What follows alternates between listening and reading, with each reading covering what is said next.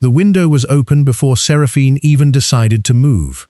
One moment she was standing at the front of the Hallow ceremony hall, the binding cords already looped loose around her wrist, waiting for Lord Dresden Vane to finish speaking his vows to a room full of people who would not meet her eyes. The next moment her body simply turned, crossed the stone floor in 4 fast steps, and climbed onto the window ledge before her mind had caught up with what she was doing. Before we continue, do me a quick favor. Hit that like button, and let me know in the comments where you're watching from. I'm curious to see how far this story travels across the world. Now, let's get back to it. Someone screamed her name behind her. It might have been her father. She did not look back. The ceremony hall sat on the highest floor of the Hallow stronghold, 3 stories above the courtyard, and the ground below her was hard-packed dirt and stone with nothing soft to catch a falling body. She knew this. She had grown up in this hall. She had counted these stones as a child, bored during long meetings, tracing the drop with her eyes and thinking, that would kill someone. She jumped anyway. The wind took her breath the second she left the ledge. For one long, silent heartbeat, there was nothing. No ceremony, no Dresden Vane, no cords around her wrist, no father who had sold her like a piece of land nobody wanted. Just cold air and the ground rushing up to meet her. This is how it ends, she thought, strangely calm, not chained to him. This. Then something enormous slammed into the air beneath her. She did not understand it at first. The impact came from below, instead of below and flat, a huge shape rising out of the tree line at the edge of the courtyard faster than anything that size had a right to move, and then she was falling onto something instead of into the ground. Thick fur, a wide, warm back built like a wall of muscle, a low grunt of impact that shuddered through both of them as the wolf's legs absorbed the fall and its claws tore long furrows into the dirt to stop them from rolling. Seraphine lay stunned across the wolf's back, her fingers knotted into black fur, her heart slamming so hard she could feel it in her throat. The wolf was not Hallow-pack grey. It was not Vane-pack brown. It was black as a moonless night, with a chest broad enough that 2 grown men could not have wrapped their arms around it, and even lying still beneath her, she could feel the sheer coiled power in its body. She had heard stories about a wolf like this her whole life. No, she thought, it cannot be him, not here. The wolf shifted its weight, gently, carefully, as if it understood exactly how fragile she was compared to itself, and eased her down onto the ground beside it. She scrambled back a step, breathing hard, staring up at a creature that stood taller than a horse at the shoulder, with eyes the pale gold of a winter sun. Behind her, up on the ledge she had just jumped from, she could hear shouting break out across the courtyard. Her father's voice, Dresden Vane's voice, rising cold and furious above the rest. The great black wolf turned its head toward the noise, then back to her, and did something she was not prepared for. It sat, calm, deliberate. The way a soldier sits when he has already decided a fight is not worth starting yet. "You are not going to hurt me," she said, out loud, because her mind could not hold a single other thought. It was not a question. It came out the way you speak, to steady your own hands. The wolf's ears flicked toward her voice. It did not answer, because it could not like this. But its gold eyes held hers with a weight that felt, impossibly, like patience. Above them, a voice cut through the courtyard like a blade. "That," Dresden Vane said, loud enough for the whole stronghold to hear, "is the Alpha of Ashgrave." Seraphine's stomach dropped for the second time that night. She had heard the name Bastian Ashgrave her whole life, the way children hear the name of a storm. Something far away, something that reshaped kingdoms without ever needing to explain itself. They called him the Iron Wolf of the North. They said he had never lost a war. They said he trusted almost no one, and that the packs who crossed him did not get a second chance to apologize. And she had just fallen directly into his arms. The great wolf rose to its feet in one smooth motion, placing its huge body between her and the stronghold wall, between her and the men now spilling out into the courtyard with torches and drawn blades. It did not growl. It did not need to. The sheer size of it said everything that needed saying. Seraphine's legs were shaking so badly she had to press a hand against the wolf's shoulder to stay standing. "I did not plan this," she said quietly, mostly to herself. "I did not plan any of this." The wolf turned its head just enough to look at her again, and for one strange moment, she could have sworn there was something almost like understanding in those pale gold eyes. Then it began to walk, slow and deliberate, drawing her with it toward the tree line, away from the stronghold, away from Dresden Vane's furious shouting, away from the cords still hanging loose from her wrist. She did not know where it was taking her. She followed anyway, because whatever waited in those trees could not possibly be worse than what she had just escaped. She was wrong about that too, but not in the way she feared. The fire was already built when Seraphine's mind finally caught up with her body. She sat on a fallen log at the edge of a small clearing deep inside Ashgrave territory, a wool cloak someone had draped over her shoulders without her noticing when it happened, watching flames eat through good dry wood, while 3 strangers moved around her with the quiet efficiency of people who had done this 100 times before. The great black wolf was gone. In its place stood a man. He was tall, in a way that made the space around him feel smaller, with dark hair pushed back from a face that looked carved rather than grown, and a scar running along his jaw that told a story he clearly had no intention of sharing tonight. He wore no pack markings, no crown, nothing to announce who he was. He did not need to. The way the other two, a woman with sharp eyes and a young man with a bow slung across his back, moved around him without ever quite turning their backs to him, told her everything. "You are staring," he said, without looking at her. "You were a wolf," she said. "Now you are not. Forgive me for staring." Something flickered at the corner of his mouth, not quite a smile. "I am Bastian," he said. "Ashgrave." She had already known. Hearing it confirmed out loud still sent a small shock through her chest. "The Iron Wolf of the North," she said. "That is what they call you." "That is what they call me when they want something from me," he said. "Or when they are afraid of me. Sometimes both. Which is it right now?" He finally looked at her properly, gold eyes unreadable in the firelight. "Right now, I am simply a man who was patrolling his own border and happened to catch a girl falling out of a window." She wrapped the cloak tighter around herself. The cold of the fall was only now settling into her bones, replacing the panic with something colder and more honest. "Then thank you," she said, "for catching me." "You should not thank me yet," he said. "You jumped from a 3rd-story window in the middle of your own binding ceremony. That is not the act of someone who thinks she is safe now that she has landed." She looked at the fire instead of at him. He was right, and she hated that he was right. "My name is Seraphine," she said. "Hallow." The woman by the supplies, introduced a moment later as Maeve, Bastian's second, went very still for half a second before continuing what she was doing. The young man, Torin, did not bother hiding his reaction at all. He looked at Bastian with wide eyes. "Hallow," Bastian repeated slowly, as in the pack bordering Vane territory, as in the girl who was, until tonight, promised to Dresden Vane. "Was," Seraphine said. "I am working very hard on making that word permanent." Something moved across Bastian's face. Not amusement exactly, something closer to recognition. He crouched by the fire, added a log, watched it catch before speaking again.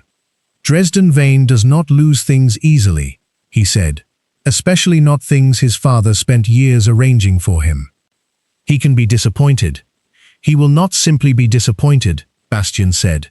"He will come looking, and when a man like Dresden loses a piece he was counting on, he does not ask politely for it back." Seraphine's chest tightened. She had known this, somewhere beneath the panic that had carried her onto that window ledge, but hearing it said plainly by a man who clearly understood exactly how these things worked, made it real in a way it had not been before. "I am aware of what I have done," she said quietly. "I am aware I cannot simply walk back into my father's stronghold tomorrow and pretend tonight did not happen." "No," Bastian agreed. "You cannot." "Then what do you suggest I do?" He studied her for a long moment, the firelight carving shadows across the hard lines of his face. When he answered, his voice had lost some of its edge. "Tonight, you eat something and you sleep," he said. "Tomorrow, we decide what happens next. Tonight is not for deciding anything. Tonight, you have already done enough deciding for one lifetime." It was, she realized, the first kind thing anyone had said to her in weeks. Maeve brought her a bowl of something warm, a thick stew that smelled of herbs and roasted root vegetables, without being asked, and set it in her hands with a look that was not quite gentle, but was not unkind either. "Eat," Maeve said. "You are shaking." Seraphine ate. The warmth of it spread slowly through her chest, loosening something that had been wound tight for 3 weeks straight. Across the fire, Bastian was not looking at her anymore.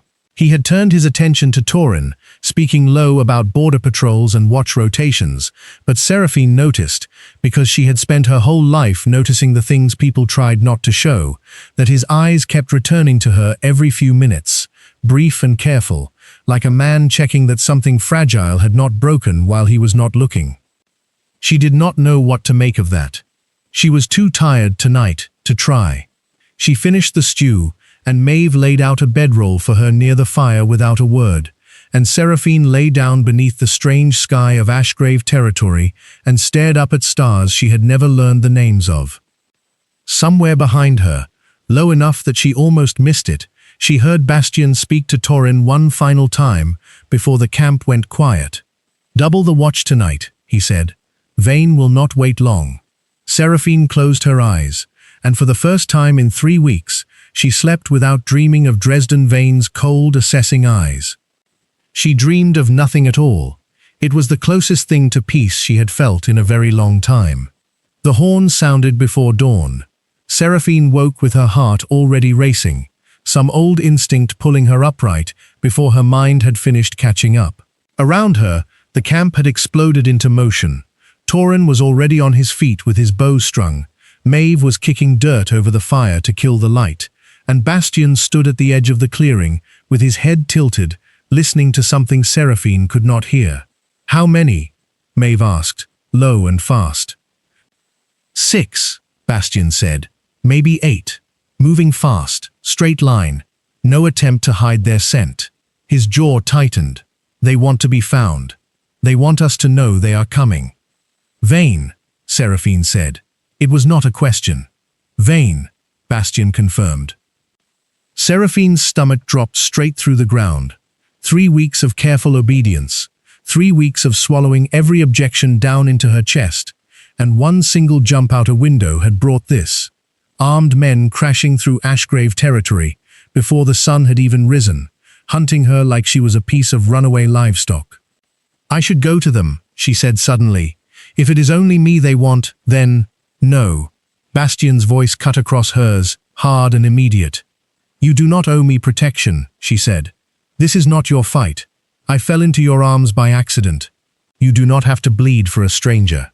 He turned and looked at her then, and something in his gold eyes made the rest of her argument die in her throat. "You are on Ashgrave land," he said.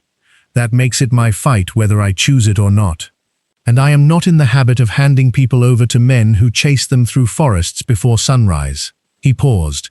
"Especially not people who jump out of windows rather than say yes to something wrong." Something in her chest ached at that, sharp and unfamiliar. There was no more time to answer. The trees at the north edge of the clearing shuddered, and Vane wolves broke through the undergrowth, 4 of them in wolf form already, brown and heavy-shouldered, moving with the kind of aggression that meant they had not come to talk. Bastian shifted before Seraphine could blink. One moment he was a man standing tall in the grey morning light.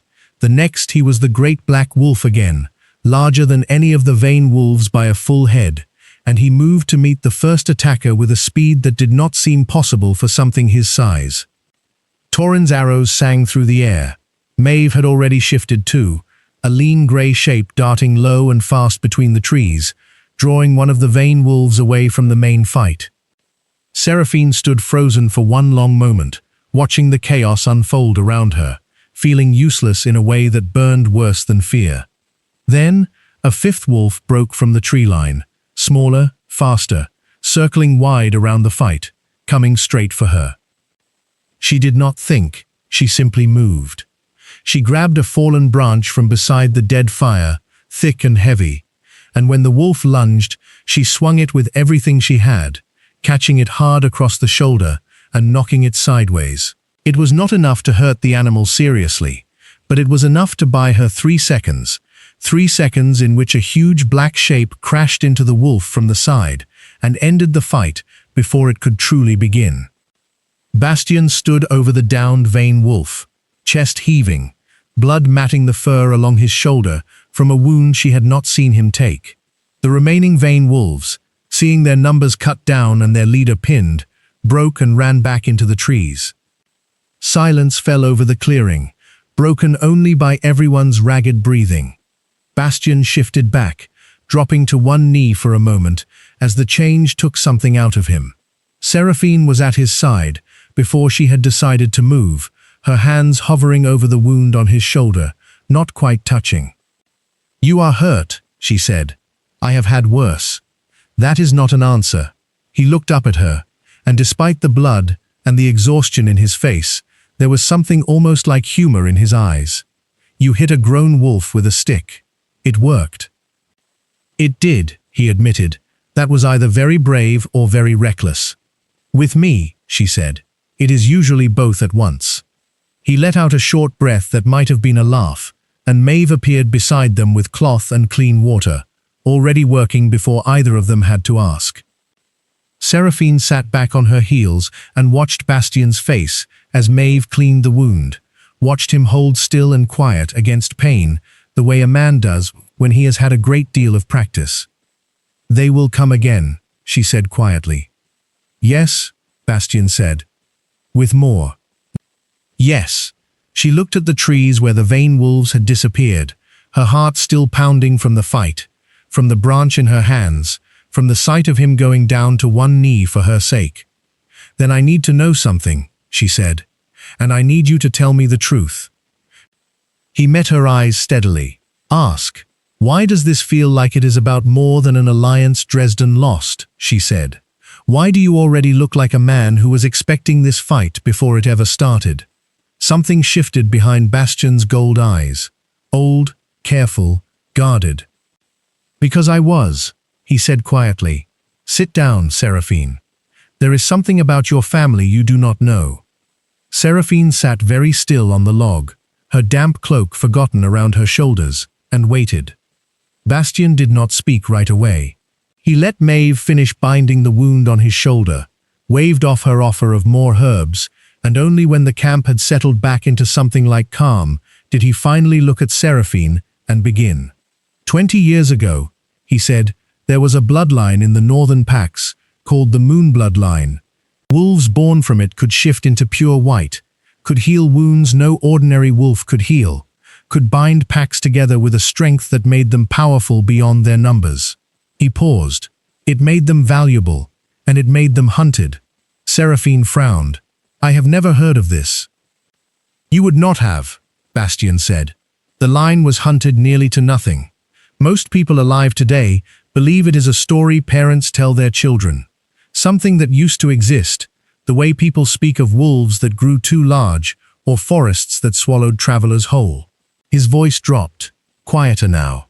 It is not a story." "What does this have to do with me?" Bastian held her gaze, and something in his expression told her the answer before he said it out loud. "Your mother," he said, "was Moonblood." The words landed like a stone dropped into still water. Seraphine felt the ripples of it move through her whole body. "That is not possible," she said. "My mother died when I was 6. She was Hallow Pack, ordinary. My father never." "Your father knew," Bastian said, gently but without softening the truth. "I would guess your father has known your entire life, and has spent every year since hiding it, because a pack as small as Hallow could never protect a Moonblood daughter from the packs that would come looking the moment word got out." Seraphine's hands had gone cold in her lap. "Dresden," she said slowly. "This is why he wanted me. Not for an alliance. Not for land. For your blood," Bastian said. "For what your children would carry." Dresden Vane has wanted Moonblood's strength in his line for years. I did not understand why your father would agree to bind you to a man twice your age with a reputation like his. Not until I heard your name last night, and pieces I had been holding onto for a long time finally fit together. Seraphine stood up abruptly, needing to move, needing her body to do something other than sit still with this weight settling into her chest. He sold me, she said. Not for land, not for protection. He sold what I might be able to give someone else. I do not know his exact reasons, Bastian said carefully. It is possible he believed he was protecting the rest of the pack by giving Dresden what he wanted, before Dresden simply took it. Practical men make terrible choices sometimes, believing them the least terrible option available. That does not make it right. No, Bastian agreed. It does not. Seraphine turned to face him fully, her heart pounding with something that was no longer only fear. How do you know all this? Why would the Alpha of Ashgrave know so much about a dead bloodline and a small border pack's secrets? Bastian was quiet for a long moment. When he spoke again, his voice had changed, lower, rougher at the edges, carrying something old and unhealed. Because I had a sister, he said, Moonblood, on our mother's side. Dresden's father hunted her for the same reason his son now hunts you. I was young. I was not strong enough yet to stop it. He looked into the fire instead of at Seraphine. I have spent every year since making certain I would never again be too weak to protect someone who needed it. Seraphine felt something crack open in her chest, grief for a woman she had never met, fear for what her own blood might mean, and something else too, something warmer that she did not yet have a name for, watching this powerful, feared man carry a wound he had clearly never let anyone see before. I am sorry, she said quietly, about your sister. I did not tell you so you would be sorry, Bastian said. I told you because you deserve to know exactly what you are running from, and because now you understand why I will not simply hand you back to your father's stronghold and call this finished. She studied his face in the firelight, the scar along his jaw, the careful control in every line of him, the gold eyes that had seen more loss than a man his age should have to carry. What happens now? She asked. Now, Bastian said, you decide whether you trust me enough to let me help you become strong enough that no one, not Dresden, not your father, not anyone, can ever again decide what happens to your life without asking you first. Seraphine looked at the trees where Vane wolves had disappeared only hours before, thought of the branch still lying by the dead fire, thought of the window she had jumped from, and the cords she had left hanging behind her. I have spent my whole life being decided about, she said. I am finished with that. Something that looked almost like pride moved across Bastian's face. Then we begin tomorrow, he said. It happened 3 nights later, without warning, without permission. Seraphine woke gasping in the dark, her whole body burning from the inside out, every joint feeling like it was being pulled apart and reassembled wrong. She tried to call out, and only managed a broken sound, half word and half something that was not human at all. Maeve was at her side in seconds, then Bastian, both of them talking fast, but their words came to her warped and distant, like sound underwater. Her blood is waking, Maeve said, urgent. This is not a normal first shift. Bastian, this is Moonblood waking late. It should have happened years ago. This could kill her if it goes wrong. Seraphine's back arched off the bedroll. Every instinct in her screamed to run, to fight, to escape her own skin, and for one terrifying moment she understood that this was exactly what was about to happen, whether she was ready or not. Seraphine. Bastian's voice cut through the haze, close, steady, deliberately calm even though she could hear the fear underneath it. Look at me. Whatever your body wants to do right now, let it. Do not fight it. Fighting it is what makes it dangerous. It hurts, she gasped. I know, he said. It will hurt less if you stop bracing against it. Breathe with me.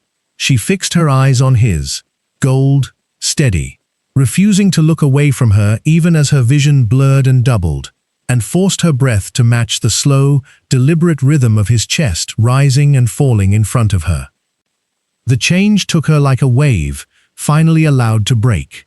When it was over, she lay on the forest floor in wolf form for the first time in her life, and her fur was white, pure, moon-pale white, unlike anything else in the clearing, unlike anything Torin or Maeve had ever seen outside of old stories told around dying fires. Nobody spoke for a long moment. Then Bastian, still human, still crouched close beside her, reached out slowly and rested his hand against her flank, the way you calm something wild and frightened, without needing words at all. "There you are," he said quietly. Seraphine shifted back sometime near dawn, exhausted in a way she had never known a body could be exhausted, and found herself wrapped in Bastian's own cloak, sitting close to a rebuilt fire, while Maeve pressed a warm cup into her shaking hands. "White," Seraphine said hoarsely. "I was white." "Moonblood," Maeve confirmed. "Your mother's line, fully awake now. It usually surfaces earlier, in childhood, most often. Something must have suppressed it in you for years." "My father," Seraphine said slowly, understanding arriving even through her exhaustion. "He must have known this would happen eventually. He must have found some way to hide it, to keep it asleep, so no one would ever come looking for me the way they came looking for—" She stopped, throat tight. "For Bastian's sister," Maeve finished gently. Seraphine looked across the fire at Bastian, who had not said a word since she woke, who was watching her now with an expression she could not fully read. Relief, and something heavier underneath it, something that looked almost like fear, of a different kind entirely. "You knew this might happen," she said. "The night you told me about my mother, you knew my blood might wake." "I suspected," Bastian admitted. "I did not know when. I did not know if I would be able to help you through it when it came." He paused. "I am glad I was here." "So am I," she said quietly, and meant it more than she had expected to. Torin, standing watch at the edge of the clearing, spoke without turning around. "If Dresden Vane learns her blood has fully woken," he said, "he will not send 8 wolves next time. He will send everything he has." The words settled over the camp like a shadow. Seraphine wrapped her hands tighter around the warm cup, feeling the last tremors of the change finally leave her body, and looked at the small fire, the small camp, the small handful of people who had become, in a matter of days, the only ones in her whole life who had ever simply let her be exactly what she was. "Then we had better be ready," she said, "before he does." Bastian's eyes met hers across the flames, steady and unflinching. "We will be," he said. "I promise you that." She believed him. She was beginning to realize that was becoming easier and easier to do. The messenger arrived at midday, alone, unarmed, wearing the grey of the Hallow pack. Seraphine recognized him the moment he stepped into the clearing. Old Bren, who had carried messages for her father since before she was born, who had once carried her on his shoulders through the Stronghold Gardens when she was small enough to fit there.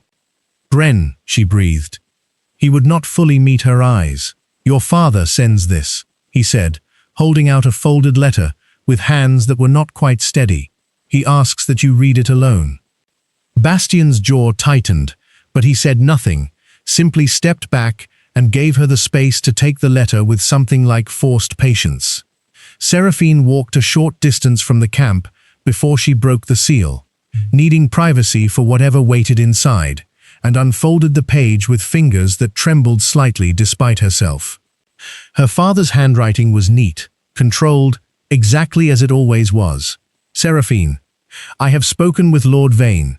He is furious, but he is also a practical man, and practical men can be reasoned with when the alternative is costly enough. I have told him the binding is postponed indefinitely due to matters of pack honor that cannot be discussed publicly. This buys you time, not safety. I need you to understand something before you decide what to do with that time. I did not agree to bind you to Dresden Vane because I wished to be rid of you. I agreed because 3 months ago, Dresden came to me with proof of what your mother was, and made it plain that if I did not offer you willingly, he would take you regardless, and burn Hallow to the ground, proving a point while he did it. I chose the option that kept our people alive. I have hated myself for it every day since. I do not ask you to forgive me. I ask only that you understand I was never trying to give away a piece of land. I was trying, badly, to save the only child I had left. If Bastian Ashgrave is willing to protect you where I could not, then let him. Do not come home for my sake. Stay alive for your own. Your father, always. Seraphine read the letter twice, then a third time, her chest aching with something too complicated to name. Grief and anger and a strange, unwilling understanding, all tangled together at once. When she returned to the clearing, Bastian was waiting near the fire, watching her face carefully, reading whatever he could find there before she said a word. He did not sell me for an alliance, she said quietly. He was protecting the pack from Dresden, burning it to the ground. He has known about my mother's blood the whole time.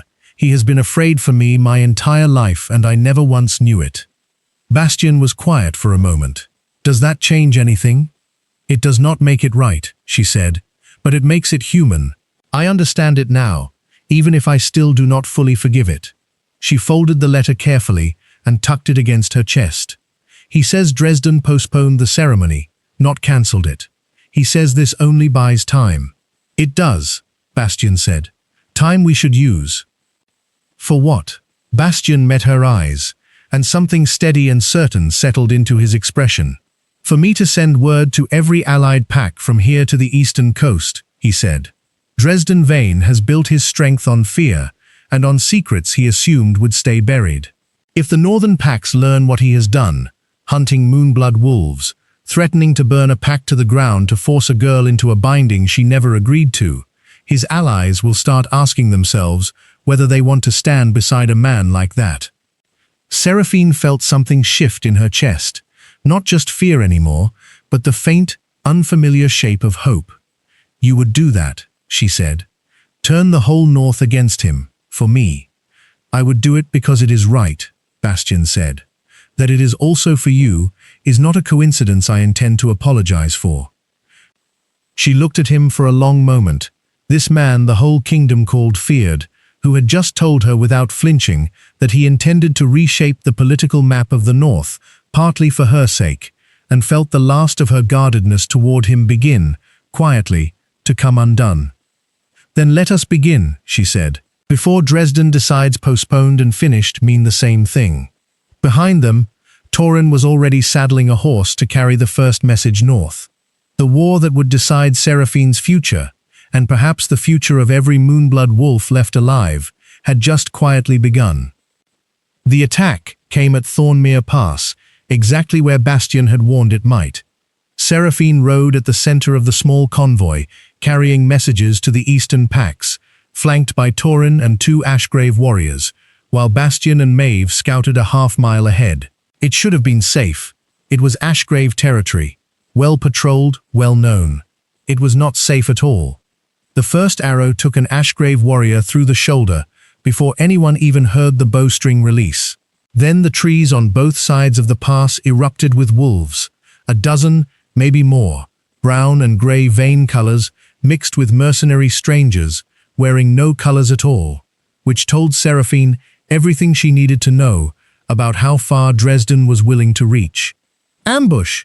Torin shouted, already shifting, already moving to put his body between Seraphine and the nearest attacker. Seraphine's heart slammed against her ribs.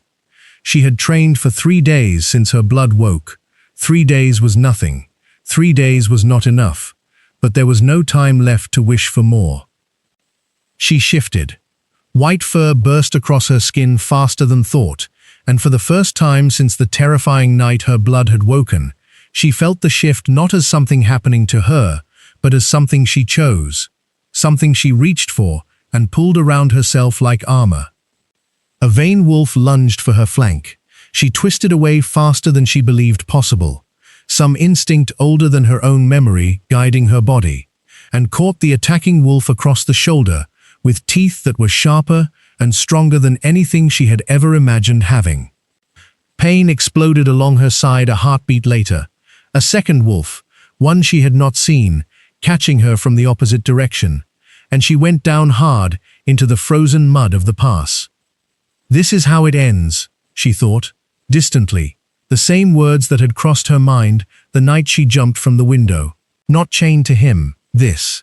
Then a huge black shape crashed through the trees like a landslide, and Bastian was there, tearing the second wolf away from her before it could finish what it started, his roar shaking the frozen air of the pass. The fight that followed was fast and brutal and short. Bastian fought like something out of the old stories they told about him, merciless, precise, utterly without hesitation, and within minutes, the surviving Vane wolves and mercenaries were breaking for the tree line, dragging their wounded with them. Bastian shifted back the instant the last enemy vanished, dropping to his knees in the mud beside Seraphine's wolf form, hands already searching for the wound along her side. "Stay with me," he said, voice raw in a way she had never heard from him before. "Seraphine, stay with me."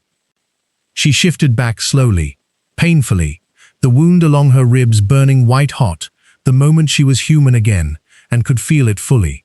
Bastian's hands pressed hard against the injury, and his face above her had gone pale in a way that had nothing to do with blood loss, and everything to do with fear. "I am not dying," she managed, half a laugh caught somewhere in the pain. "You look far more frightened than I feel. I have led wolves into 100 fights," he said, voice tight. "I have never once been afraid like this." "Why is this different?" His eyes met hers, gold and stripped bare of every careful guard he usually kept in place. "Because every other fight, I could afford to lose someone and still keep standing," he said. "I do not think I can afford to lose you." I did not expect that to be true so quickly, but it is. Seraphine's heart, already pounding from the fight, from the pain, from the blood, stumbled over something entirely different. "Bastian," she whispered.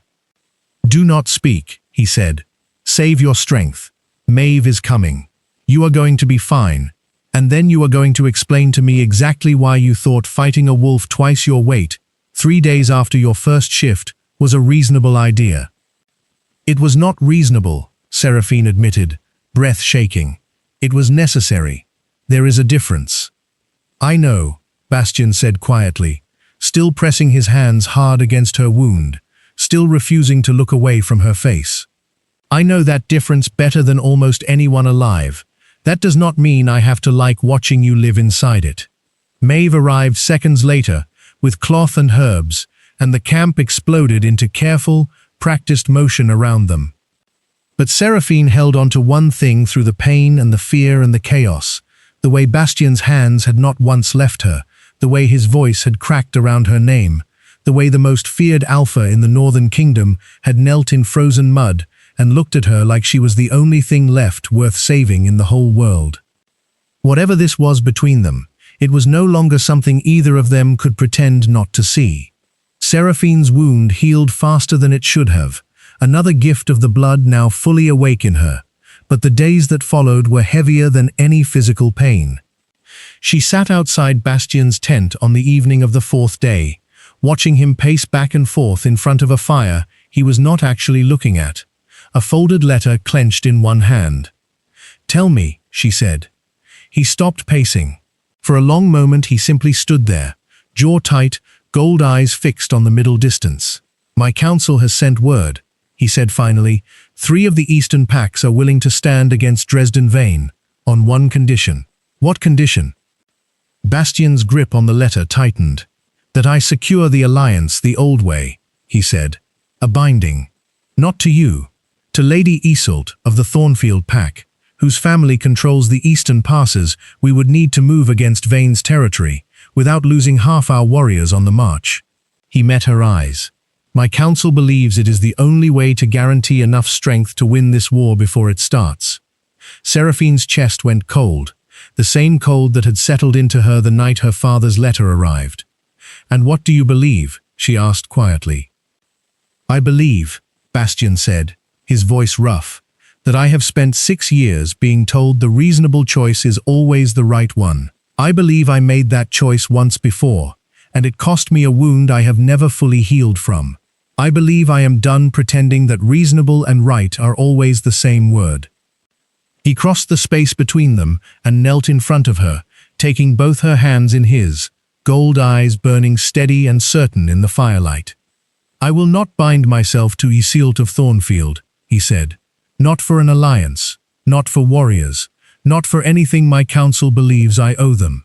I have spent my whole life being careful about who I let matter to me, and I am finished being careful about you." Seraphine's breath caught. "Bastian, if this costs you the alliance, then I will win this war a harder way," he said simply. "I would rather fight Dresden Vane with fewer swords at my back and you standing beside me, than win easily and lose the only thing in years that has made me feel like more than a title." He paused, something vulnerable slipping through the certainty in his voice. "Unless you do not want that, unless I have mistaken what has grown between us for something it is not." Seraphine looked at this man, feared by kingdoms, unshaken by armies, kneeling in the dirt in front of her, with his heart laid bare in a way she suspected almost no one had ever seen, and felt every careful wall she had built since the night she jumped from that window finally come down. "You have not mistaken anything," she said softly. "I am terrified of how much I want this. I have spent my whole life being decided about by other people, and the thought of choosing something, someone, for myself, fully, without fear of what it costs, is the most frightening thing I have ever done." She squeezed his hands. "But I am not running from it. Not this time." Something in Bastian's face broke open, relief and love tangled together so plainly that Seraphine felt her own eyes sting with it. "Then we face my council together," he said, "and we face Dresden Vane together, whatever it costs." "Together," Seraphine agreed. Outside the tent, the fire crackled on into the night, and for the first time since she had jumped from a window into a fall that should have killed her, Seraphine felt something steady beneath her feet. Not safety, not yet, not while Dresden Vane still breathed free in his stronghold to the south. But something close enough to it that she could finally believe safety was possible at all. Dresden Vane came at dawn, exactly as Bastian had predicted he would, with every wolf and mercenary sword his pack could gather. Seraphine stood at Bastian's side on the ridge above Thornmere Pass, watching the grey light of morning reveal an army spread across the valley floor below, far more than the 8 wolves who had first come hunting her, far more than the ambush at the pass. Dresden had emptied his stronghold for this. "He means to end this in one strike," Bastian said quietly beside her. "No more testing, no more waiting." "Then we do not let him," Seraphine said. Behind them, the allied packs Bastian had spent weeks gathering stood ready, fewer than Dresden's forces, but fierce and angry, and no longer willing to pretend they had not heard what Dresden Vane had done to secure Moonblood blood for his own line. The horn sounded from the valley floor. Dresden's army began to move. "Seraphine." Bastian's voice was low, urgent, meant for her alone. "You do not have to fight in the front line. No one here would think less of you for standing back." "I would think less of myself," she said. "I have spent my whole life standing back while other people decided what happened to me. I am done with that, remember?" Something fierce and proud moved across Bastian's face. "Stay close to me then. Try to stop me." They shifted together, black and white side by side at the head of the Allied line. And when Dresden's army crashed against them at the base of the ridge, the battle that followed was unlike anything Seraphine had ever imagined living through. She fought with instincts that felt both new and impossibly old, the Moonblood strength in her body meeting the training of the past weeks in a combination that surprised even her. She fought beside Torin, who had become something like a brother to her. She fought beside Maeve, whose healing hands would be needed desperately before the day was through. And through every terrifying, exhausting moment of it, she fought beside Bastian, black and white moving together like they had always belonged on the same battlefield. She saw Dresden Vane himself near the center of the fighting, a heavy brown wolf, older, scarred, cutting through allied warriors with a brutal efficiency that told her exactly how he had built his reputation. He saw her too. Their eyes met across the chaos of the battlefield, and Seraphine understood, with sudden clarity, that Dresden had not come for territory or alliance at all. He had come for her, specifically, and he began cutting a path directly toward her, with single-minded purpose. Seraphine, Bastian's voice, sharp with warning. She did not run. She had run once before, out a window, into a fall that had changed her entire life. She would not run now. Dresden lunged. Seraphine met him head-on, white fur against brown, and the fight that followed was the hardest thing she had ever done. Every lesson from the past weeks, every ounce of strength her mother's blood had given her, poured into holding her ground against a wolf who had spent decades building his power specifically to take what she carried in her veins. She was losing. Then Bastian was there, driving into Dresden's flank with the full weight of his fury, and together, not one of them alone, but both of them fighting as one, they brought the most feared threat in the north, down into the frozen mud of the valley floor. Dresden did not rise again. The battle broke soon after, Vane forces scattering as word spread across the field that their alpha had fallen. By the time the sun stood high over Thornmere Pass, the fighting had ended, and Seraphine stood shaking, exhausted, alive, beside the man who had caught her the night she fell from a window, and never once let her go since. "It is over," she breathed, shifting back, barely able to stand.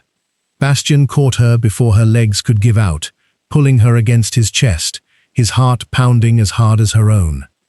"It is over," he agreed, voice rough with relief. "You are safe. You are finally, truly safe." Seraphine closed her eyes against his chest and allowed herself, for the first time since the night of the ceremony, to simply believe it. Spring came early to Ashgrave that year. Seraphine stood at the same window she had once climbed through to escape her life. Not the Hallow stronghold this time, but a wide stone window in the Ashgrave Hall, overlooking a courtyard filled with early flowers and the quiet business of a pack finally at peace. 6 months had passed since Thornmere. The Eastern Packs had honored their alliance, without needing a binding to secure it, moved instead by what they had seen on that battlefield, and by the truth of what Dresden Vane had done. Her father had come north twice since then, careful and quiet, rebuilding something that would never again be what it once was between them, but was no longer only silence and duty either. And the Moonblood line, once hunted to near nothing, no longer had to hide. "You are thinking too loudly again," Bastian said from the doorway, and she turned to find him watching her with the same steady gold eyes that had first found her falling through open air. "I was thinking about windows," she said, "about how the last time I stood in front of one, I thought jumping was the only way to save myself." He crossed the room and stood beside her, looking out at the courtyard below. "And now I know I did not save myself," she said. "I fell, and someone caught me, and everything after that was the two of us building something together, instead of me escaping something alone." She looked up at him. "I did not understand that difference back then. I understand it now." Bastian reached out and took her hand, and the scar along his jaw caught the afternoon light as he smiled. A real smile, unguarded, the kind she had learned over the past months belonged only to her. "The Council wishes to know," he said, "when the Alpha of Ashgrave intends to formally bind himself to the woman who has been unofficially running half his territory for months." Seraphine laughed, warm and easy, nothing like the frightened girl who had once stood frozen on a ceremony hall ledge. "Tell your council the Alpha of Ashgrave should ask properly first, rather than sending his intentions through a courtyard rumor." "Fair," Bastian said. He turned to face her fully, taking both her hands in his, gold eyes steady and certain in the spring light. "Seraphine Hallow, you fell out of a window into my life, fought a war beside me, brought a bloodline back from near extinction, and somewhere in the middle of all of it, you became the only thing in this kingdom I am not willing to lose." He paused. "Will you bind your life to mine? Not because a council demands it, not because a war requires it, because I love you, plainly and completely, and I would like the whole North to know it." Seraphine felt her eyes sting, felt her heart swell with something warm and certain and entirely her own choice. "Yes," she said. "Yes, Bastian. 1,000 times yes. Outside the window, the courtyard bloomed on into the spring afternoon, unaware that above it, in a stone hall in Ashgrave territory, a girl who had once jumped to escape her fate had finally, fully landed exactly where she belonged. She had spent her whole life being decided about. Now, at last, everything ahead of her was something she had chosen herself. And it was more than enough. It was everything. I hope you enjoyed today's story. If you did, please leave a like, subscribe for more stories like this, and tell me in the comments what you think happened after the ending. Thanks for being here, and I'll see you soon.